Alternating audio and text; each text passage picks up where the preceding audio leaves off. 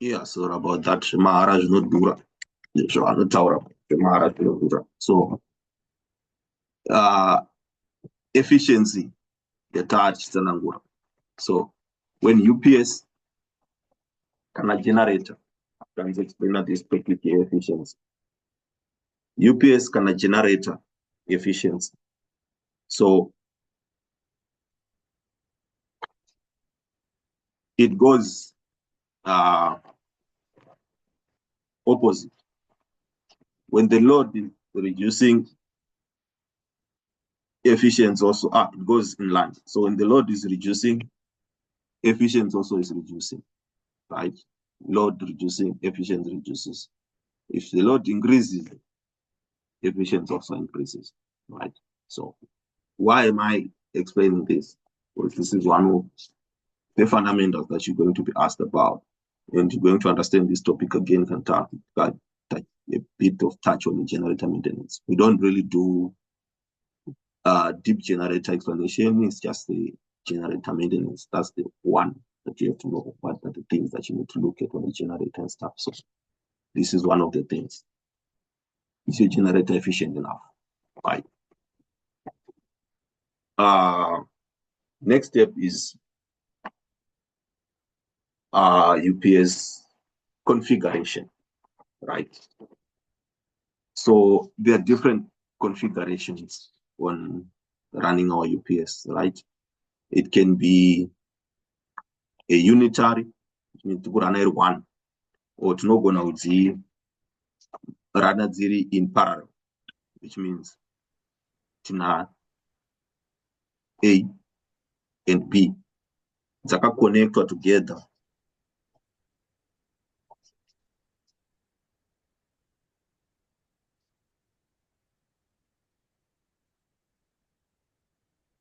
To load.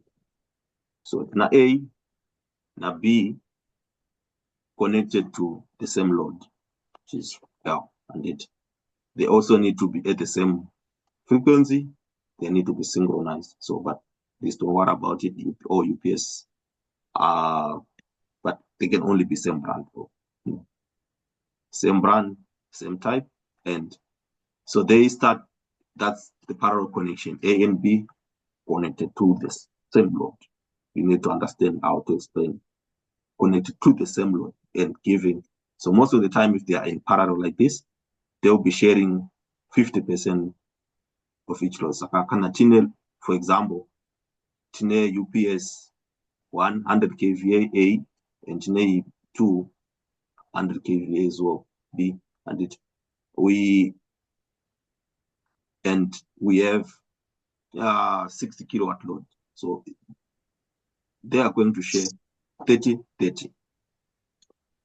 So there are things that you need to make sure on this. I know a lot of electricians have covered this before. A few things that you need to make sure is the UPS sizes are okay. Also, they are compatible for being paralleled to HH2. And now, my electrician, these wires, they need to be the same size. Otherwise, they are going to share the same load.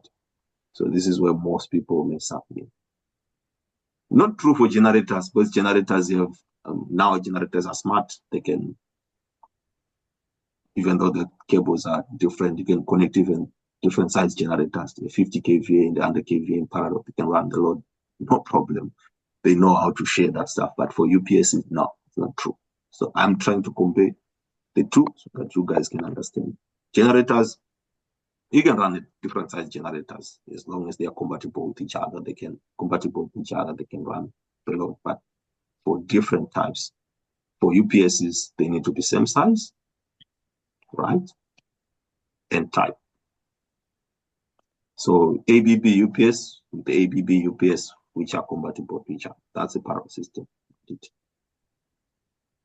Then, so cabling need to be the same for UPS A and UPS B. This will be the same. Otherwise, you're going to have funny readings on different UPSs, right? You're going to have different loads here because of the cable going to affect the current sharing.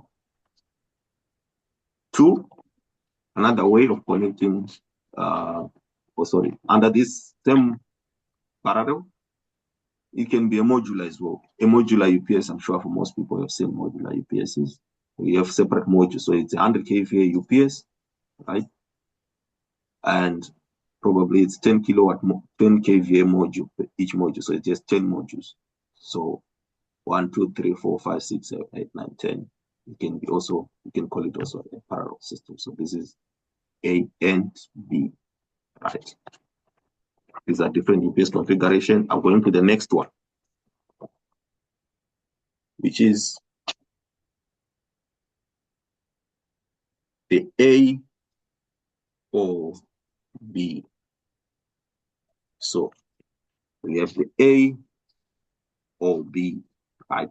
This is normally done via the STS, right?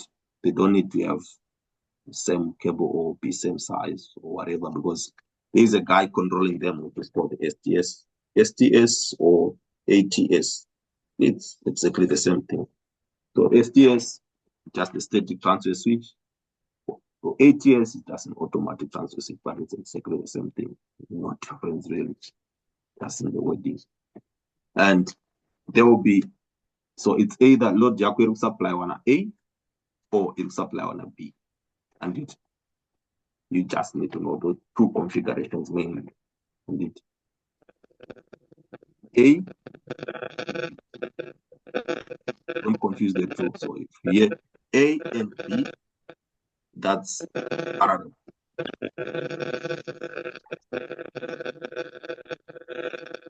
Sorry. Parallel, they are supplying the load at the same time. They're sharing the load at the same time. A or B, they are feeding the load at different times. They don't need to be same size. They don't need to be same brand. They don't need to communicate these guys. Nah, they don't need to be synchronized at all. It's this guy, the STS, who's going to tell who do I want. If one fails, it's going to go to this one. This one fails, it's going to go to this one. Or should say for most people, they will say, okay, I want this one to run from January, this one for February, March, exchanging them. So that's the next configuration. Then we have a little bit of a complication here. So we have the last second one, configuration, which is now the most, not the most common, but the most efficient. So A, B, C.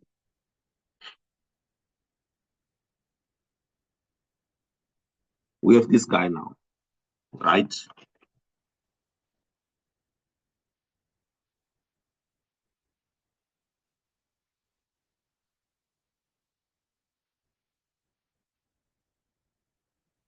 We have this guy now, A, B, and C, right? This sometimes, if you go to my data, to my different my 1.5, they explain this as a 1.5, bus bar arrangements, and 1.5 bus. This is the most efficient, proven to be the most efficient right now. What happens here is, tine A, tine data center feed one A, data center feed one B. To say that data C are kumanya are idle, and it in case A cannot be a fail, and it which one. So what happens here is we have this one with no load at all times, but well maintained, ready to jump in if either fails. Saka tambotaura nyaya efficiency, remember that efficiency increasing with increasing load, right? So what they do here now, there we have A running at 100% and B running at 100%, almost 100%, so that they can maximize their efficiency. Then have C with no load. So they're only losing power on the C. Here they are efficient, here they're efficient. You understand? And If any fail or during maintenance, what they do, the guys just transfer this load to here, and maintenance can get done here with no interruption at all. And the same for A, you see. So this is one of, especially the smart data centers that are being installed these days, they want to use this AEP. Then AC is a catch. They call him catcher. Catch. He catches the load, right? In case anyone fails, they call him the catcher system. This one. Yeah. So we want to go back to A and B, which is the parallel system. The parallel system now, ndakutsanangura nyaya yatakataura nezuro redundancy. You're going to hear that word a lot, and you're going to be asked about it by interview after interview, or it will basically run your life, especially in my data center system. Because redundancy explains reliability, right? And why redundancy now is being explained by parallel systems, right? So redundancy, zvatangotaura zviya kuti ye4 mombe dzako dzinorima, and but I'm going to add a little bit of salt in what I added, what I explained yesterday about mombe. Une mombe 4, the easiest way is une mombe 4 dzinorima dzichipani chimombe 4, but une mombe 5 which is ready to take over and it anytime. Any mombe yako yarwara, that's redundancy. Now I'm going to add a bit of salt. Une mombe 4 kudonza gauge 1. Kana une mombe pa4 ipapo 2 dzichikwanisa kudonza gauge iroro futi, that's redundancy as well.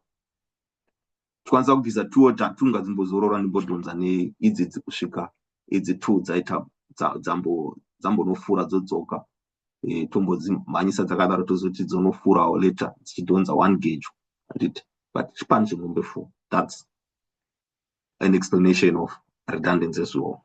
But I'm going to break it down for you so that it becomes way easier for you to understand. That's redundancy as well. So what does that mean? We need gauge redu and it not to be too heavy kuti mombe 2 dzisakwanisa kudonza. Otherwise, it is not redundancy. Because if it's too heavy, that means we don't have redundancy anymore, because if mombe 2 cannot pull that gauge, right? We can only use mombe 4. A personal redundancy. So what does that mean? We need half. Our load need to be at most 50% for us to still maintain redundancy. That means if our load is 50% and we switch off one UPS, that means this UPS will carry on the load, right? For whatever maintenance purpose we are doing, everything, and it will run it 100% and scream very high, but it will carry the load, right? So that's the salt I wanted to add in, a little bit of salt. So I'm going to explain all these in detail now.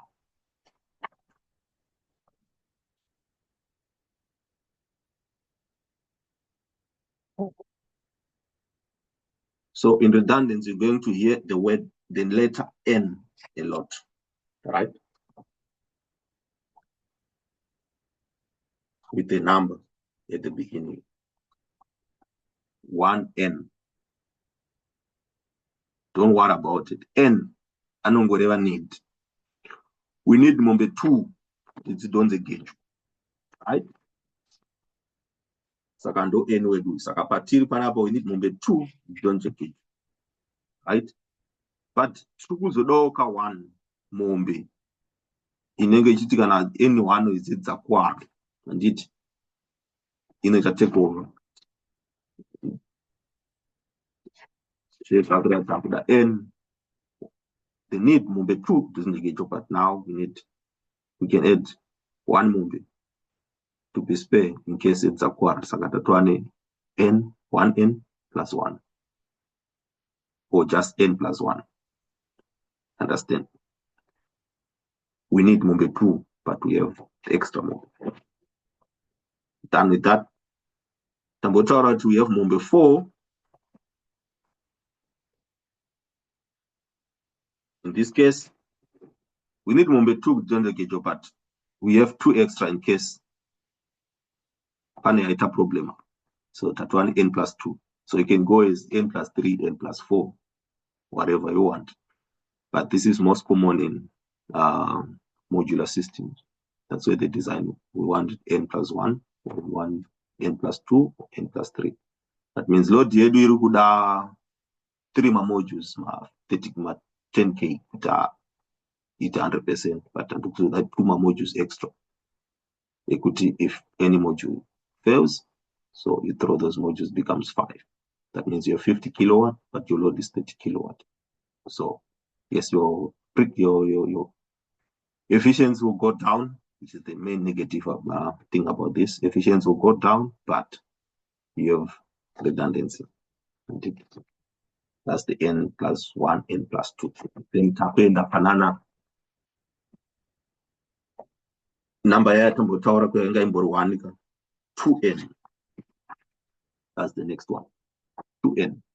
Now takuti tine chipani chemombe 2 chemombe 4 toita chimwe chipani chemombe 4 chiripo just on standby, right? That is 2n. We only need 4, but 2. Why not? Let's keep 8.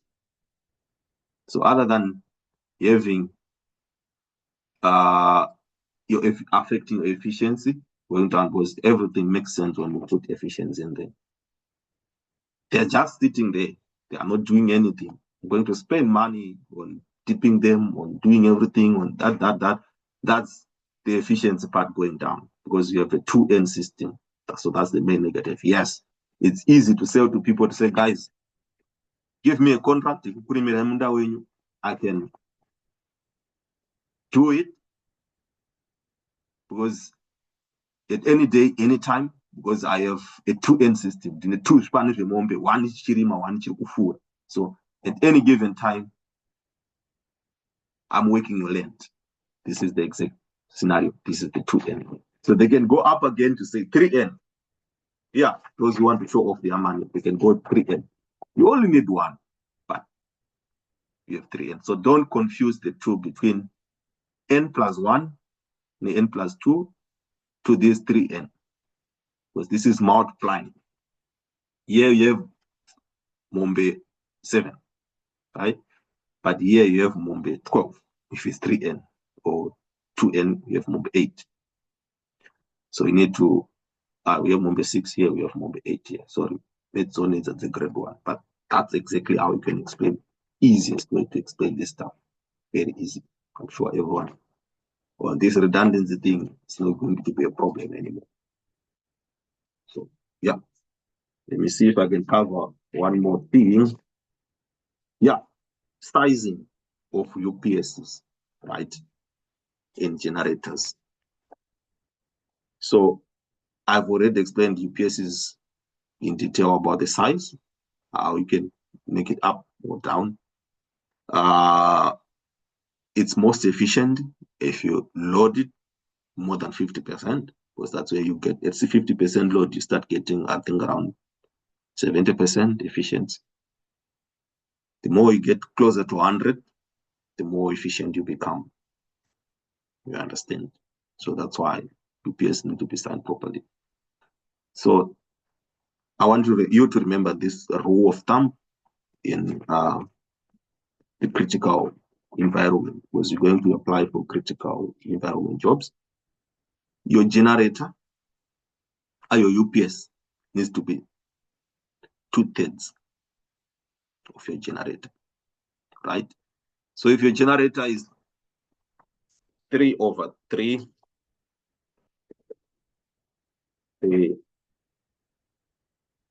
2/3 goes to the UPS plus the 1/3 goes to everything else. This is normally cooling. Right? You understand? So the generator, this is the UPS.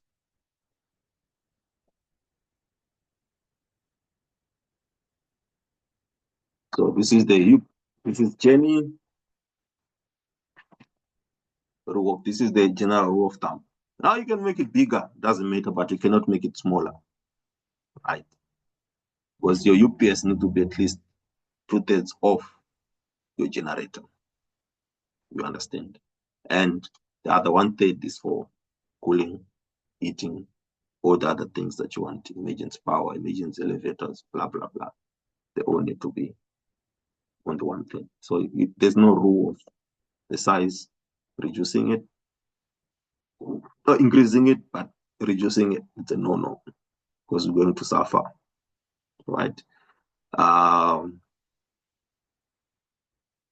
don't know, and words there are a lot of jargon, but this is just the rule of law. And those who want further explanation on that, because I know Tilpam at different levels here, those who want further explanation to this, I'm going to explain in detail later on. If those who want it, just stay. I'll go down with that as well.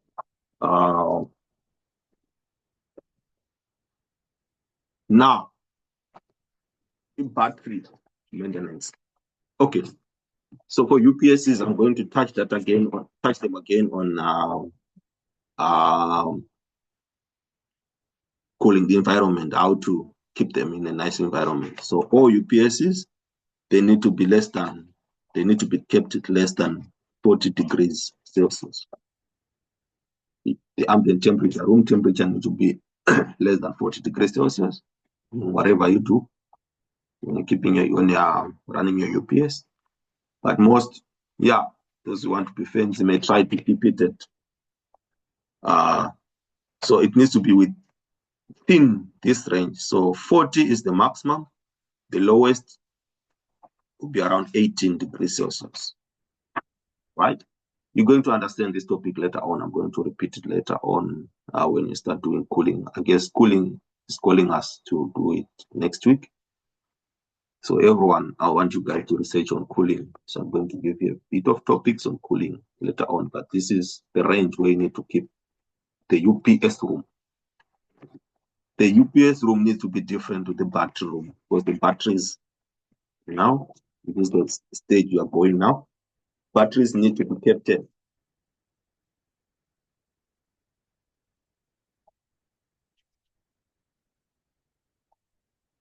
less than 25 degrees. So this explains why it's not very wise to have a UPS and its batteries in the same room, right? If you have them at the same room, you have to find the middle figure here. But what are you losing on? You're losing on power again. The power usage efficiency at PUE will start to suffer now if you try to keep the middle ground. You rather have them in separate rooms.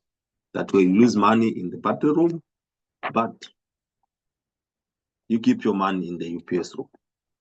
So depending on the size of equipment, this is where most people are losing. This is why all small companies are losing, because their UPS, they only have one room, and they are forking a lot of money in air conditioning, cooling, that stuff. Right? So batteries need to be kept at less than 25 degrees. At the lower, if it's higher than that, they'll start boiling, and they'll start what they call thermal runaway, depending on the installation. If you connect them in plenty of space between each other, they'll start starts heating to heat up the next, heat up the next, heat up the next, and it's history. They'll do that until, that's thermal runaway. One row heat at the next, one row heat at the next, one row heat at the next. If you start and they keep heating up until you can switch off the fire. That's why battery fire is difficult, whatever type of function. So when installing them, you need to give a little space in between them, right? make sure this airflow in between and your temperature is maintained. Battery maintenance, what you need to measure is voltage. Number one. Number two is impedance. So you need a battery impedance meter for that to maintain batteries. So most data centers now, they're buying their own impedance meters. We used to make money, a lot of money with this thing, but now not anymore. A lot of big companies now, they're buying their own impedance meters to do their own battery maintenance, which make sure they maintain this. And for the smart ways of doing the BAT system, which is the battery management system, right? They use it also to monitor. It also monitors impedance and stuff, the batteries. There are two enemies. I just want to cover this and I'll let you guys go. There are two enemies of batteries. So we mentioned temperature, but there's two enemies again, which is being supplied, which gets supplied by our UPS, which you are going to be asked a few times. They call it ripple voltage or ripple current. Don't worry about it. Patinopinza mvura pipe tichiti mvura iri kubva kule chivero yopinda pamafiltration toiisa machemicals and stuff. Panotova neimwe inotombodonhera chete isina kuiswa machemicals. Torimo shoma shoma inenge isina kunyatsomixwa zvakanaka machemicals ichapinda imomo. Iyoyo ichaita problem kuchengeta matengi medu. Why? Because inotanga kuora yokonzera kuti dzimwe dziore mvura dzifeme. That's the best way to explain ripple voltage, right? So the ripple voltage will come in within and will go to our batteries or ripple current. So it's AC voltage in batteries. So the best way to measure it, you go to switch on your UPS charger, you put your UPS in your meter in AC, provided it's not Chinese, because as a Chinese way, I put to college. That's how you measure it. You put into AC, but you're measuring batteries to get your total ripple voltage, right? And the same for current. Put your tongue tester, you get your ripple current. Some meters may not even pick it up, but the smart ones will pick it up. But those are the things that affect battery, because battery wants AC and you are. So anyone who wants to go deeper on those things, you can text me or do your research. Nowadays, YouTube is there, so they will explain to you all those things. But I guess people are not bored that much. I think I've covered most of the things. So battery options, Tinema, lead acid, which is the most common battery and still the cheapest battery in the field. So it's lead acid, which is PB acid. And we have the common in Zimbabwe, Masola, my gel, which I think if you're not to now, it's just a scale. Yeah, gel batteries. Yeah. Then we have my lithium ion, which is the favorite for most now, but not very common. Kuma data center. Lithium ion is not very common. Kuma data center. They don't trust the technology yet, because their stuff gets tested for real. Because remember I said UPS run it 100% and all that stuff. So yeah, nobody's trusted yet. So most people are still using the lead acid. Then there's another technology. There's more technologies coming on crystal, blah, blah, blah, blah. But my favorite now is called the pure lead battery. The pure lead, there's no acid there, it's dry, right? It's just meant for UPS only. It's light with Takura, and it can also accept higher temperatures. There are other batteries also that are being made now. Like my personal favorite is CND battery. I'm sure you've met it a lot. Yeah. That battery can go up to 60 degrees Celsius environment, no problem. And it can go into cooler environment like minus. I didn't mention the lower limit for batteries. Most lower limit for batteries is around 16 degrees Celsius for most batteries, lead acid. So what happens here is if it goes lower than that, then it starts to crystallize. See, acid enter crystallizer, then you lose your personal asset on more. So lower upper, the boil, lower the crystallize. So even no longer 100 mAh, reduce the size into a 20 mAh battery. Or 50 mAh with time, nothing left. Okay. So thanks, guys. I think this is the other battery is the capacitor bank. They use capacitor banks and batteries, but only for industrial UPS, which are very huge, probably in MVAs, only measure them in MVAs. And capacitor banks, you cannot put more than 5 seconds. They only last up to 5 seconds, and that's it. Then Kune Inonzi, last rotor UPS. Rotor UPS is just a UPS connected to a generator. So some may call them flywheel. So it's a generator running the whole time, and Panainda Mageti, the wheel will keep on running, rotating, generating electricity, and until power kicks in, until generator runs. That's the last step. So thanks, guys. Feedback or questions, just send to the group. I hope I'll send everything. I'll do my YouTube today and update everything. But I think the next topic for next week, let's attack cooling.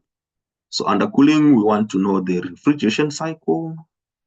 We want to know air handling units, then their maintenance. We want to know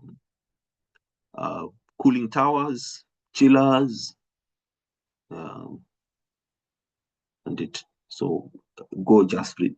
It's easy stuff. Just research on those things, and next week to discuss on those topics. Cooling, maybe the longest topic, because most of the questions, like I said, they come from there. And if you know it, the better. So for my refrigeration technicians, yes, you are lucky at that, in that because you understood.